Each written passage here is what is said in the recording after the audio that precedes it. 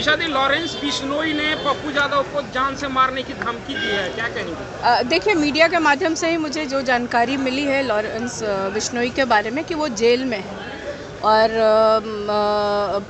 आप लोग मुझे करेक्ट कर सकते हैं, शायद वो गुजरात के जेल में ही हैं। तो आप इसी से अंदाज़ा लगा लीजिए कि गुजरात में प्रशासन, जो जेल प्रशासन है, किस तरह से मतलब इस तरह की खबरें बाहर आती है या टेलीफोन से वो धमकी देते हैं, किस तरह से देते हैं। तो ये गुजरात सरकार को और ख़ास तौर पे गुजरात जेल अथॉरिटी को देखनी होगी कि इस तरह की बातें जो आती है इसमें कितनी सच्चाई है, और इसकी जांच करके उनसे पूछताछ भी होनी चाहिए, क्योंकि तो ऑलरेडी कस्टडी में है और जुडिशियल कस्टडी में होंगे तभी तो वो जेल गए हैं। एनडीए की बैठक हुई है सीएम आवास में, 220 सीटें जीतने की बात एनडीए के नेता कह रहे हैं।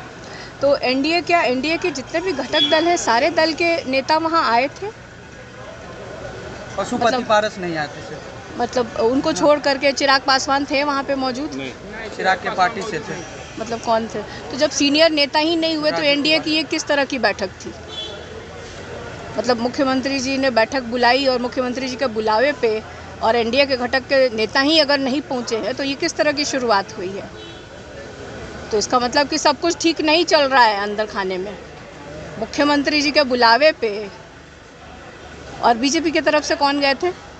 बीजेपी की तरफ से बड़े बड़े नेता थे, केंद्रीय नहीं, बड़े नेता में किसी एक का नाम तो सिंह, नित्यानंद राय। गिरिराज सिंह तो आजकल बड़े नेता थोड़ी ना है। गिरिराज सिंह जी तो मतलब सीनियर लीडर हैं, बट जो बिहार को देखते हैं मतलब उनमें से कौन आए? सम्राट चौधरी, विजय सिन्हा। सम्राट चौधरी जी को तो पार्टी ने अभी खुद साइडलाइन करके रखा है, तो उनकी मतलब क्या बात की जाए?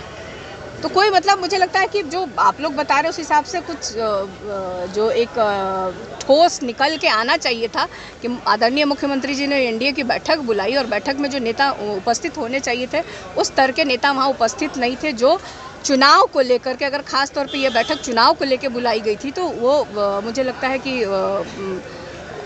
अधूरी रह गई वो बात। 4 सीटों पर उपचुनाव होने हैं बिहार के। बहुत जगह चुनाव होने हैं, बहुत सीटों पे राज्य के बिहार मतलब भारत के अलग अलग राज्यों में उपचुनाव होने हैं।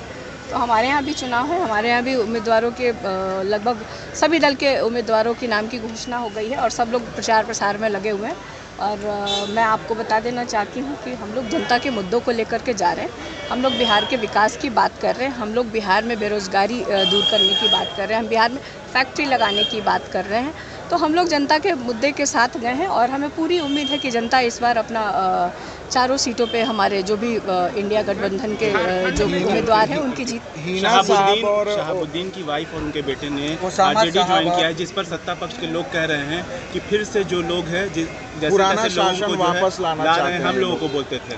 देखिए, आपका प्रश्न मुझे थोड़ा अजीब इसलिए लग रहा है कि आपने कहा कि शहाबुद्दीन की पत्नी हिना साहब की अपनी एक आइडेंटिटी भी है। वो हमारे दल में काफ़ी समय से हैं और वो लगातार चुनाव लड़ती आई हैं, लोकसभा का चुनाव लड़ी हैं, पार्टी संगठन के लिए काम किया है, पार्टी के उम्मीदवारों को जिताने के लिए अलग अलग ज़िला में उन्होंने प्रचार प्रसार किया है।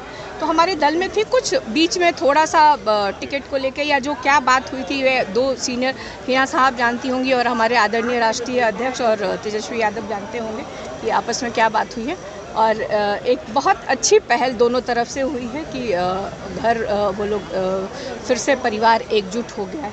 तो मुझे लगता है बिहार में एक अच्छा संदेश भी गया है और सब मिलके लड़ेंगे, जनता के लिए लड़ेंगे और बिहार के विकास के लिए लड़ेंगे, तो एक अच्छा संदेश गया है। जेडीयू के नेता कह रहे हैं कि आप लोग शराब बेचवाने का काम करते हैं। नीरज कुमार बीजेपी के नेता और जेडीयू के जो एमएलसी है नीरज कुमार कहते हैं आप लोग और तेजस्वी यादव तस्करी कराते हैं, शराब पीते हैं। देखिए, ये प्रश्न बेमाने हैं। जो लोग इस तरह का आरोप लगाते हैं, मतलब कुछ भी अनगढ़ नीरज जी को खास तौर पे कहा जाए कि कुछ भी बोलते हैं, सुबह लगता है मुंह धोते हैं और उसके बाद जो बोलना शुरू करते हैं उनको खुद भी नहीं समझ में आता है कि क्या क्या वो बोल जाते हैं। तो बोलना ही है तो अपनी सरकार जो है उनकी लगभग 20 वर्ष हो गई है, कितनी फैक्ट्री बिहार में लगाई है, कितना पलायन इन्होंने रोका है, कितने रोजगार इन लोगों ने दिए हैं, कितने बिहारियों को तेजस्वी के जाने के बाद जो इंडिया गठबंधन की सरकार थी 3.5 लाख जो नियुक्ति पत्र बांटा गया, उसके बाद एक भी नियुक्ति पत्र कब इन लोगों ने बांटा है, ये जनता को क्यों नहीं जवाब देते हैं? तो ये जवाब देना चाहिए। जब जनता से जुड़े हुए जो मामले हैं उस पर ये लोग भाग जाते हैं। अभी केंद्र में सरकार है, बिना मांगे मिलना चाहिए था। आप कोई भी आप साउथ की कंट्रीज मतलब राज्यों को देख लीजिए, आप तमिलनाडु को देख लीजिए, आप हैदराबाद को देख लीजिए, किस तरह से डेवलपमेंट हो रहा। आप देखिए गिरिराज सिंह जी कपड़ा मंत्री हैं, है ना, कपड़ा मंत्री बहुत कम लोग जानता होगा, लेकिन आपके चैनल के माध्यम से अपने बिहार वासियों को सबको बता दे कि वो है। लेकिन वो कपड़ा मंत्रालय को छोड़ करके आजकल क्या भाषण दे रहे हैं, किस तरह की भाषा का प्रयोग कर रहे हैं, क्या संदेश देना चाहते हैं। मतलब आपके बच्चे नौकरी करें और दूसरे के बच्चे कोई घूम रहा उसको चाटा मारे हैं, ये शिक्षा दे रहे हैं।